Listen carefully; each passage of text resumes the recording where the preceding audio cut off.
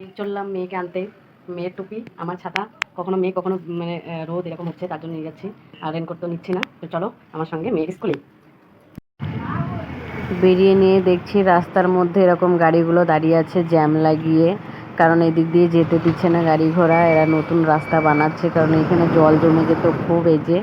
আর জলের কারণে যাওয়া আসা খুব প্রবলেম হতো। তবে মেয়েকে যখন স্কুলে দিতে গেছিলাম তখন এগুলো বানাচ্ছিল না, এখন দেখছি বানাচ্ছে। তো মেয়েকে তো আনতেই হবে, তো তাই মেয়েকে নিয়েই আসি। তো এই যে রাস্তা বানানো হয়েও গেছে, আর তো আমি মেয়েকে নিয়ে নিয়েছি। ও আবার চশমা টশমা পরে একদম দৌড় মারছে। তো ওর তো সেই মজা, মানে এখানটাতে বলবে মা একটু হাওয়া খেয়ে নিই। আমরা হাওয়া খেলে চলবে না, তোমার পেট ভরবে না, চলো বাড়ি।